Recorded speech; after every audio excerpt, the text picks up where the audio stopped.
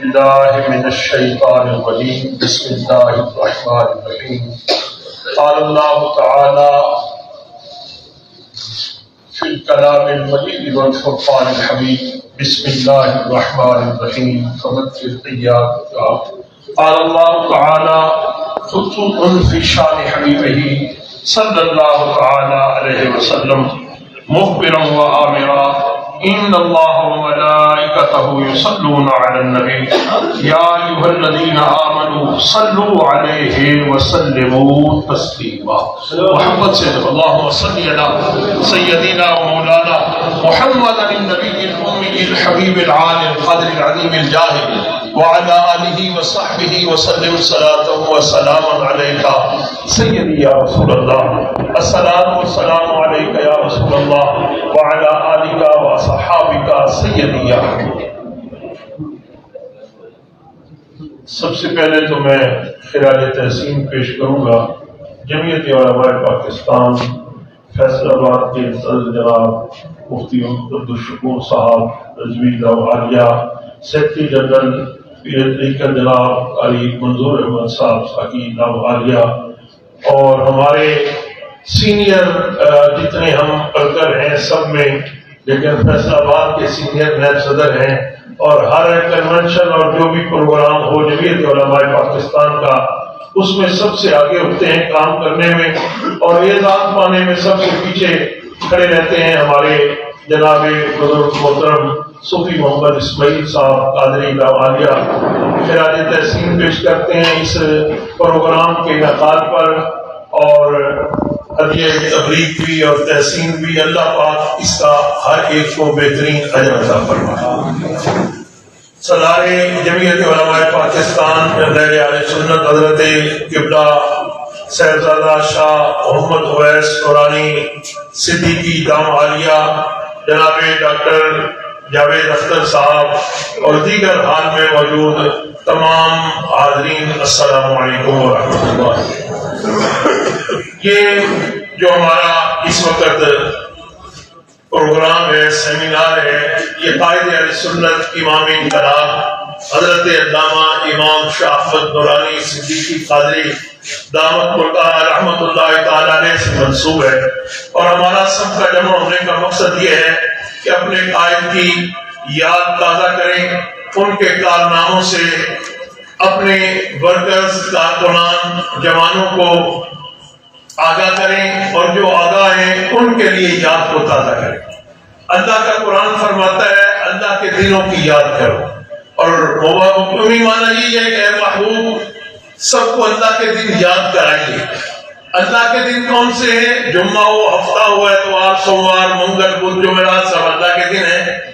تو مفسرین علماء نے لکھا کہ اللہ کے دنوں سے مراد دن تو سارے اللہ کے ہیں، یاد کرانے سے مراد وہ ہے جن دنوں کو اللہ والوں سے نسبت ہے، انبیاء کرام سے نسبت ہے، اولیاء کرام سے نسبت ہے، جن کو قرآن پاک سے نسبت ہے۔ حج کے ایام ہیں، ان کو سیدنا ابراہیم علیہ السلام اور آپ سیدہ حاجرہ اور حضرت سیدنا اسماعیل علیہ السلام سے نسبت ہے، یہ یاد کرائے جائیں۔ اسی طرح ہمارے عید الفطر ہے، عید الاضحیٰ ہے، 10 محرم ہے، وہ دن جن کو اللہ والوں سے نسبت ہے ان کی یاد کرائی جائے۔ تو یہ دن جس کے حوالے سے ہم یاد کر رہے ہیں، یہ بھی قائد اہل سنت امام انقلاب حضرت علامہ امام شاہ احمد نورانی صدیقی رحمۃ اللہ علیہ کے عرس کے حوالے سے ان کے دل کو یاد کرانا، یہ اس لیے ہے کہ اللہ کے جو بندے ہیں، اللہ والے ہیں، وہ امت کے راہبر و رہنما ہیں۔ اگر ان کی یاد نہ ہو تو شاید جو ہم کام کر رہے ہیں یہ کام بھی ہم بھول جائیں۔ یہ انہی بزرگوں کی یاد ہے۔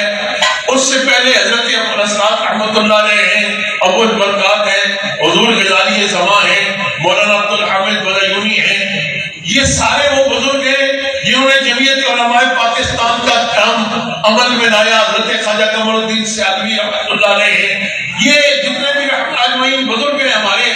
لیکن پھر جب قیادت قائد اہل سنت کے ہاتھ میں آئی تو جمعیت علماء پاکستان نے الیکشن لڑنا سیکھا، اور الیکشن لڑنے کے بعد اسمبلی کے اندر جو ترتیب آئی بعد میں، یہ اعزاز ہے حضرت کو کہ آپ نے جمعیت علماء پاکستان کے پلیٹ فارم سے الیکشن جیتنے کے بعد پھر وہ کارہائے نمایاں سر انجام دیے، دین اور اسلام کی، حضور کے نظام کی، اللہ کے محبوب کی عزت کی، حضور کی عظمت کی، وہ پہلے داری کی جو صبح قیامت تک انشاءاللہ باقی رہے گی۔ اس سے پہلے بھی لوگ اسمبلیوں میں جاتے رہے، مختلف آستانوں سے منسلک بھی جاتے رہے، مختلف مسالک کے بزرگ بھی شامل ہوتے رہے، وہ بھی اسمبلیوں کے ممبر بنے، لیکن مرزائیوں کو کافر قرار دلوانے کا سہرا قائد اہل سنت کے ساتھ پہلی اسمبلیوں میں بھی تھے، لیکن یہ ہے اللہ نے اعزاز ان کو عطا کیا، انہوں نے جا کر پھر سب کو جمع کیا، اور جب قرارداد پیش ہوئی تو پھر اس پر سب سے دستخط دیے۔ پھر بڑی دانائی کے ساتھ یاد رکھیے، مختلف خیال کے لوگوں کا ایک بات پر جمع ہونا بہت مشکل کام ہے۔ ہماری کیفیت یہ ہے، ہم دو سگے بھائی بھی ایک دوسرے سے اختلاف کر رہے، برادریاں جمع ہو جائے تو بھائی جمع نہیں ہوتے، مختلف برادریاں بھی ہوں، مختلف خیالات بھی ہوں، مختلف مکاتب فکر ہوں، مختلف جماعتیں ہوں، اور پھر وہ سب جمع ہو جائیں اور پھر ایک بات پر متفق ہو جائیں، یہ اللہ نے مولانا نورانی کو اعزاز عطا فرمایا۔ اللہ نے ان کو وہ فہم عطا کی، وہ ادراک عطا کیا کہ انہوں نے اپنی صلاحیتوں سے کام لیا، اور اس اسمبلی میں جتنے بھی مذہبی طبقات کے نمائندے تھے، پروفیسر احمد صاحب تھے، اسی طرح ہمارے محمود صاحب تھے، اور جناب جو اور بھی حضرات اس میں موجود تھے، ان جماعتوں کے سارے متحد ہوئے۔ یاد رکھیے اگر یہ متحد نہ ہوئے ہوتے تو پھر مرزائیوں کو غیر مسلم اقلیت قرار نہیں دیا جا سکتا تھا۔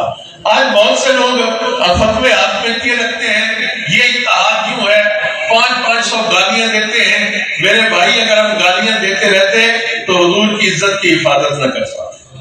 یاد رکھیے اتحاد کی اپنی ایک حیثیت ہے، اور یہ پھر مولانا نورانی کو اللہ نے اعزاز دیا کہ انہوں نے ختم نبوت کے مسئلے پر بھٹو صاحب سمیت سب اکٹھے ہو کر سب نے پھر ایسی جدوجہد کی کہ وہ پارٹی جو اپنے آپ کو سوشلزم کا علم بردار کہتی تھی، وہ پارٹی جو دین بیزاد سمجھے جاتے تھے، انہوں نے بھی اس بات کو مانا، اور پھر انہی کے لوگ بتاتے ہیں کہ جب ان کی مرکزی شورا سینٹرل کمیٹی کا لاہور میں اجلاس ہوا تو بابا سوشلزم جو تھا ان کا اور شیخ رشید لاہور میں اس میٹنگ میں کھڑا ہوا، اور اس نے بھٹو صاحب سے کہا کہ آپ دیکھیں ہم کس طرح الیکشن لڑ کر آئے ہیں، عوام کو ہم نے روٹی کپڑے مکان کا نعرہ دیا ہے، سوشلزم کو اپنا ہم نے نظام قرار دیا ہے، آپ مولویوں کے قید میں آ گئے ہیں، آپ علماء کے ساتھ چلنا چاہتے ہیں۔ تو بھٹو صاحب نے ان سے کہا شیخ صاحب بیٹھ جائیے، ختم نبوت کا مسئلہ میں نے سمجھ لیا، آپ نے ضرور اس کا ساتھ دیا۔ تو پھر آپ دیکھیں کہ پھر بھٹو صاحب نے بھی ساتھ دیا، اور قائد اہل سنت فرمایا کرتے تھے کہ میں امید کرتا ہوں بھٹو صاحب نے جو ختم نبوت پر ہمارا سب کا ساتھ دے کر حضور کی ختم نبوت پر پہرا دیا اور مرزائیوں کو غیر مسلم اقلیت قرار دلوایا، فرماتے تھے میں اللہ سے امید کرتا ہوں کہ اس نیکی کے سبب اللہ ان کی بخشش فرمائے۔ تو یہ حضرت کا کارنامہ ہے۔ جب یہ دستور، اور یہ بھی یاد رکھیے کہ جب دستور بن رہا تھا، یہ ترامیم اس کے بعد ہوئی ہے، جب دستور بن رہا تھا اس وقت حضرت خود بھی یہ بتایا کرتے تھے کہ جب میٹنگ ہوئی دستور ساز کمیٹی کی اور طے ہو رہا تھا کہ نظام کون سا ہوگا، کیونکہ اس سے پہلے ماشاءاللہ تھا، پہلے دستور لپیٹ دیے گئے تھے، آئین کی کوئی شکل نہیں تھی۔ 73 کا آئین آج پاکستان کے لیے ایک نعمت ہے، اس نے پورے ملک کو متحد کیا ہوا ہے، اور ہر کوئی آتا ہے اپنی مرضی کی ترامیم کرتا ہے، لیکن وہ ترامیم بھی پھر کوئی بعد میں آتا ہے تو ان کو واپس کر لیتا ہے، پھر ایک اور ترمیم کرنی پڑتی ہے۔ اور ایک دن حامد میر صاحب قائد اہل سنت رحمۃ اللہ علیہ کے عرس پر خطاب کرتے بڑی خوبصورت بات کہہ رہے تھے کہ دیکھیں 52، 55، 56 میں دستور بنے، پھر معاشرہ لگا ختم ہو گئے۔ 73 کا آئین وہ ہے، ضیاء الحق کا معاشرہ لگا 11 سال وہ کہتا رہا آئین کاغذ کا ٹکڑا ہے، ضیاء الحق چلا گیا، آئین پھر واپس آ گیا۔ پرویز مشرف صاحب انہوں نے اپنا LFO بنایا، لیکن پھر آپ دیکھیں وہ چلے گئے، آئین دوبارہ واپس آ گیا۔ تو وہ کہتے بار بار کیوں آتا ہے؟ اس لیے کہ اس میں ختم نبوت کا تحفظ موجود ہے۔ یہ حضور کی ختم نبوت کی برکت ہے کہ یہ آئین ہے اور انشاءاللہ رہے گا۔ ہاں، مرزائیوں کی بڑی کوشش رہی کہ اس میں کوئی تبدیلی ہو، لیکن ایسا ہوگا نہیں، اور قیامت تک انشاءاللہ حضور کی ختم نبوت پر جو پیرا ہے یہ قائم رہے گا انشاءاللہ۔ اب حضرت فرماتے تھے جب لکھا جا رہا تھا کہ نام کیا ہو پاکستان کا آئین میں، تو ان کا یہ جمہوری پاکستان ہے، ووٹ سے بنا ہے۔ حضرت فرماتے میں نے اس آئین ساز کمیٹی میں کہا بالکل ٹھیک ہے، یہ جمہوریہ پاکستان ہونا چاہیے، لیکن بنا کلمہ لا الہ الا اللہ محمد رسول اللہ صلی اللہ علیہ وسلم کی بنیاد پر ہے، اس لیے اس کا نام اسلامی جمہوریہ پاکستان ہونا چاہیے۔ فرماتے اس پر سارے متفق ہو گئے، اور اب جو اسلامی جمہوریہ پاکستان جو آئین میں پاکستان کا نام ہے یہ مولانا نورانی کا دیا۔ تو حضرت کا ایک فرد نے جو کام کیا، پھر آپ نے بھی ہمارے تشریف لائے، ان کا شکریہ ادا کرتے ہیں۔ بڑی خوبصورت بات انہوں نے جو فرمائی کہ حضرت قائد اہل سنت رحمۃ اللہ علیہ نے مجلس عمل کے انعقاد میں، یاد رکھیے اکٹھا ہونا یہ مشکل ہوتا ہے، اکٹھا کرنے والا کوئی ہو۔ مولانا نورانی کی ذات میں یہ ایک خوبی تھی کہ وہ سربراہ بنے، اور جب تک وہ سربراہ رہے انہیں سب کو جمع رکھا، اور جیسے ہی وہ ایک انسان آنکھوں سے اوجھل ہوا سارے منتشر ہو گئے، تو پھر کوئی صلاحیت تو ان میں تھی نہ۔ تو اہل سنت ان کی حیات میں بڑے بڑے لوگ صرف کیوں الگ ہوتے ہیں؟ اپنے نام کے لیے۔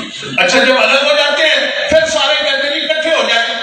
اللہ کے بندوں کا اکٹھا ہی ہونا تھا تو گئے کیوں تھے؟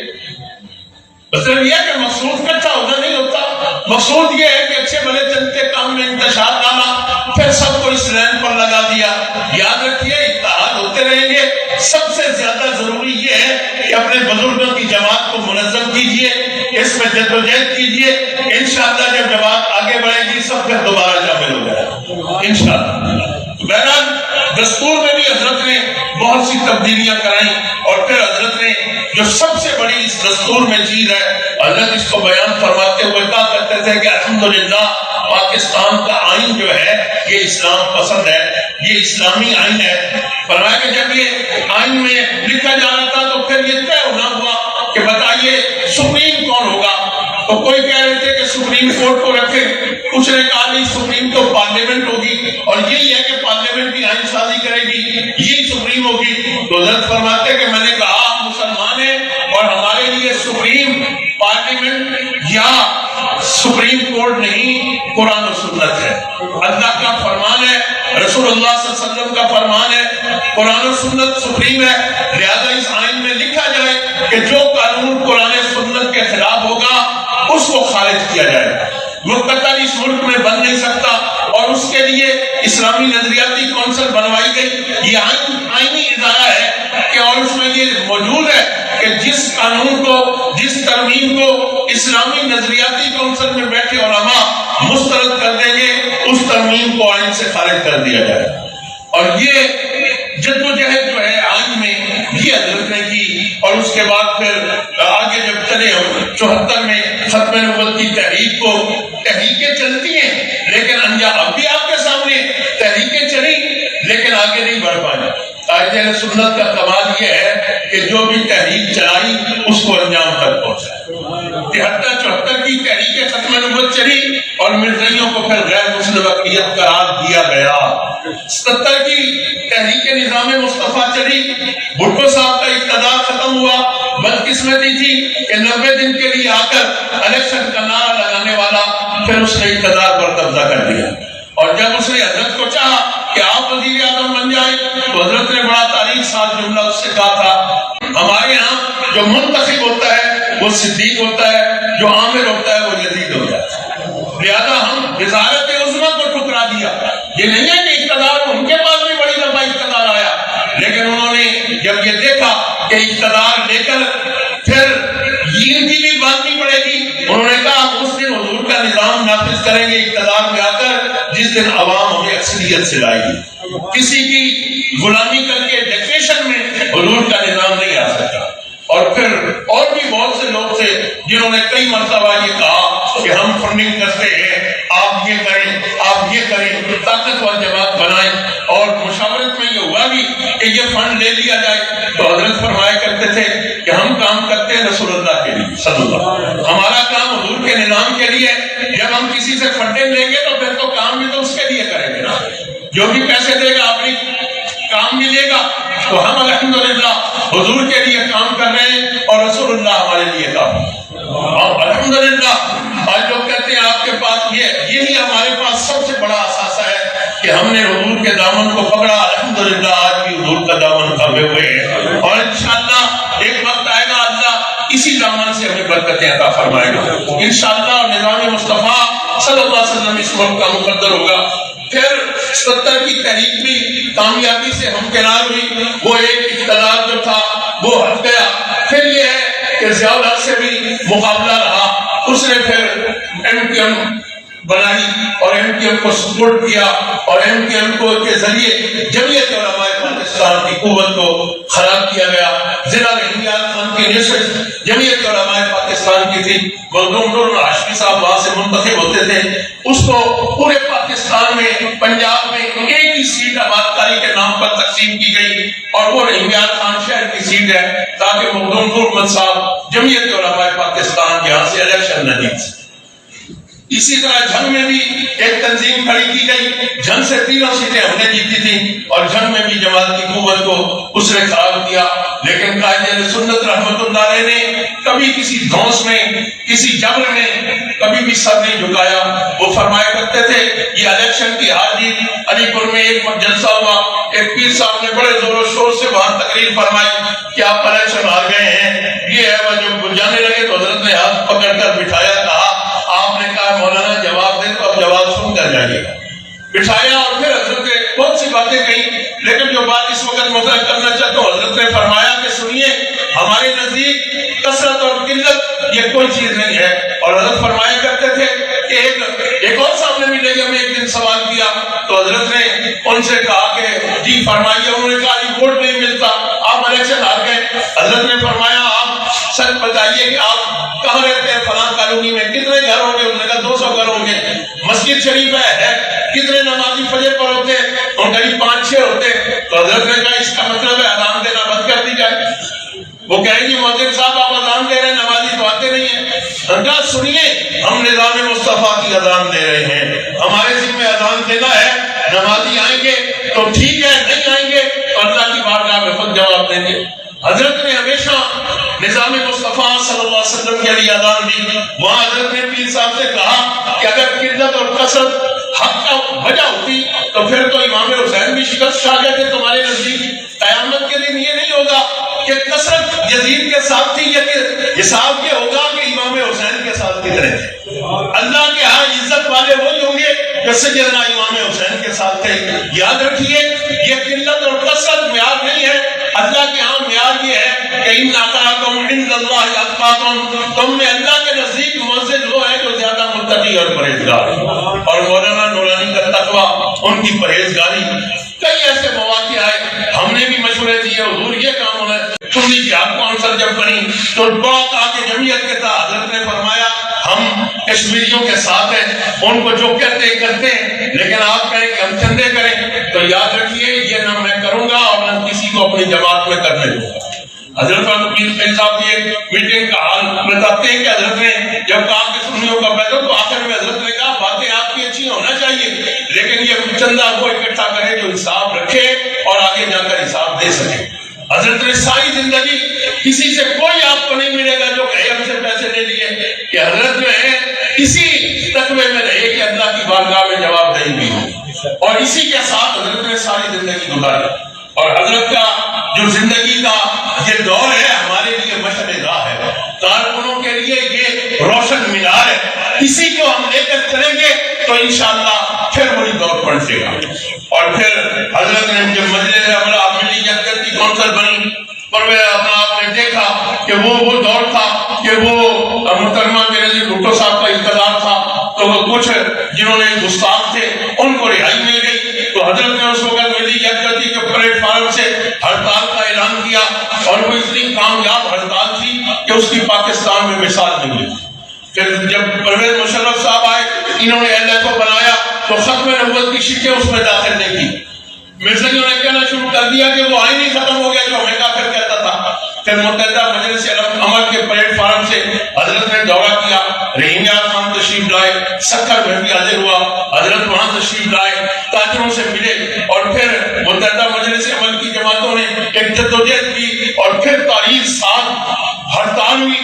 ایک کھوکھا بھی کھلا ہوا نہیں تھا, کسی بدماشی کی وجہ سے نہیں, لوگوں کے دلوں میں حضور کی محبت داخل کی گئی, ختم نبوت کی محبت کی وجہ سے. اور پھر پرویز مشرف صاحب بات تھے جیسے ایئرپورٹ پر آیا تو اعلان کیا کہ میں اللہ میں ختم نبوت کی اور دینی جتنی شکیں ہیں ان کو شامل کرتا ہوں. تو یہ جدوجہد تھی کہ جس چیز کو, جس کام کو حضرت نے شروع کیا اس کا رزلٹ لیا. ایسا نہیں ہے کہ درمیان میں چھوڑ دیا اور پھر وہیں سے لوٹ گئے, نہیں, حضرت جو بھی کام کرتے تھے اس کو منزل پر پہنچاتے تھے.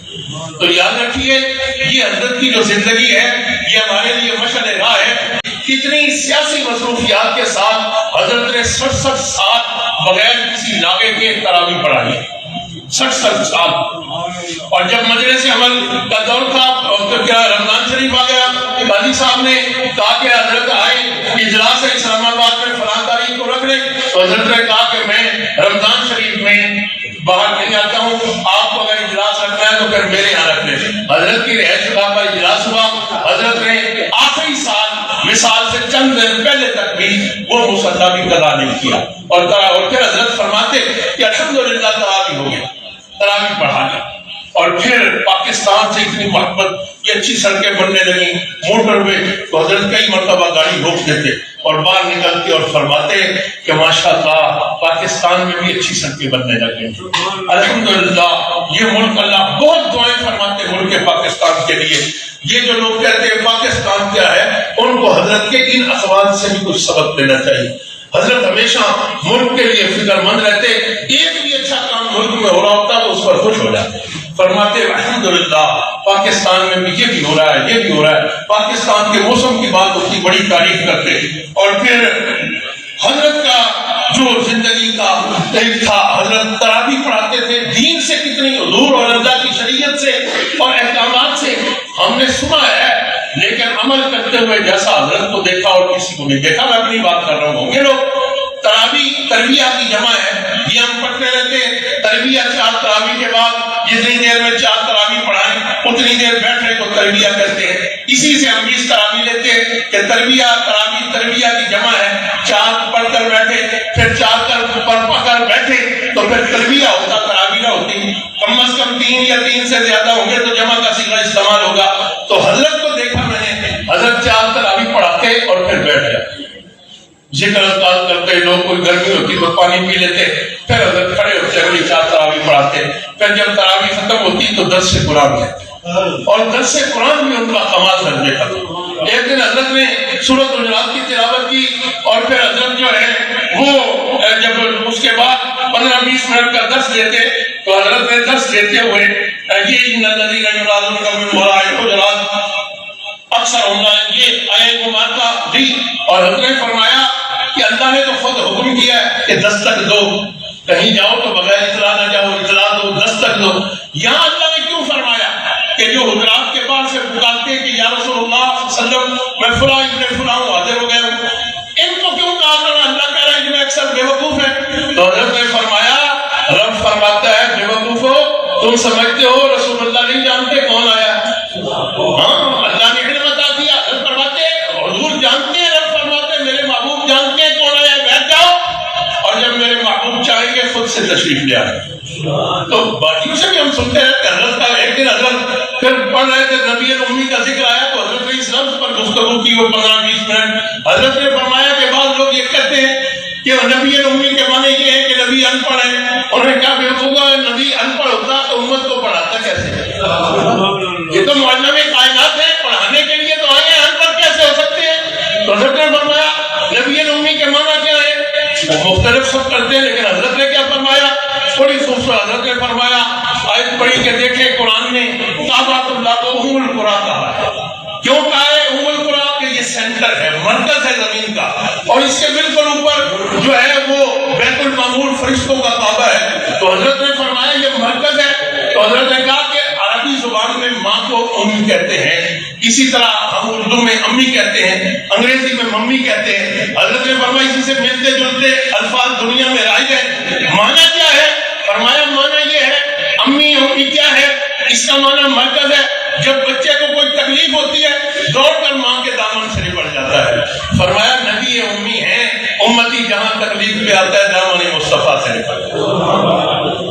یہ نبی امی کا حضرت ہے۔ اور پھر عام حالات میں ایک دن میں بھی حضرت کے ساتھ مجھے سفر کا موقع مل گیا، تو جناب محمد خان لغاری صاحب بھی ہمارے ساتھ تھے، تو ڈیڑھ غازی خان جانا تھا رحیم یار خان سے، تو گرمی تھی، ابھی یہ واٹر کی نئی بوتلیں آئی تھی ابھی، تو وہ پانی لیا، تھوڑا پیا، پھر وہ رکھ دیا۔ تو راستے میں حضرت نے پوچھا پانی ہے؟ تو اس علاقے میں گرمی بہت ہوتی ہے، پانی دھوپ میں گرم ہو گیا۔ تو لغاری صاحب نے کہا یہ ہے، تو انہوں نے ایک گھونٹ لیا منہ میں اور فوراً کلی کر دی، اور ساتھ یہ حدیث مبارکہ سنائی۔ فرمانے لگے کہ حدیث پاک میں ہے کہ یہ جو دھوپ سے گرم پانی ہے اس کے پینے سے برس کا خطرہ ہے۔ فرمایا اس کو گرا دی۔ اب لغاری صاحب کہتے تھے کہ یہ بوتل ساتھ لے لے، تو دو تین حضرت نے اس کو گرا دی۔ رسول اللہ صلی اللہ علیہ وسلم کا فرمان اس کو گرا دی۔ حضرت کی طرح ایک دفعہ ایسا ہوا کہ لاہور میں کنونشن تھا، بڑا جلسہ عام تھا، ایک مولانا کا امامہ اتر گیا، تو انہوں نے وہیں بیٹھے پڑھنا شروع کیا، تو اسٹیج سے دیکھ کر فرمایا کہ امامہ کھڑے ہو کر اور پاجامہ بیٹھ کر باندھنا اور پہننا یہی سنت ہے۔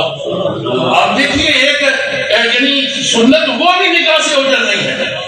ہم فرائض کی بھی فکر نہیں کرتے اور قائد اہل سنت رحمۃ اللہ علیہ سے محبت کرتے ہیں، تو حضرت نے تو کبھی مطلب ہے ایسی سنت جن کو سنت رائجہ کہتے ہیں رہ بھی جائے تو کوئی حرج نہیں، حضرت نے اس کو بھی کبھی ترک نہیں کیا۔ حضرت محفل میں بیٹھے ہوتے، جب اپنی محفل ہوتی تو حضرت چاہتے تھے کہ ہر شخص سر کو ڈھک کر بیٹھے، یہ حضرت کی اپنا، تو حضرت اتنا لحاظ رکھتے تھے، حضرت کا ذکر کرتے رہے۔ تو حضرت کی کیفیت یہ تھی کہ مرید یہاں اگر کچھ نذرانہ دیتے فرماتے مجھے ضرورت ہے، ہاں ٹکٹ ہے میرے پاس ضرورت ہے، اور کبھی کوئی ٹکٹ نہیں دیتا۔ ہمارا مدرسہ فیض کا جلسہ تھا، حضرت کو میں نے ٹکٹ بھیجا، تو جب تشریف لائے جاتے ہوئے ہمارے اختر خان ایڈوکیٹ صاحب ضلعی صدر تھے، ابھی 3 دن پہلے ان کا انتقال ہوا، بڑے مخلص تھے، حضرت سے قید بھی تھے، 40 سال جماعت کے ساتھ گزارے، اس وقت تحصیل کے وہ صدر تھے۔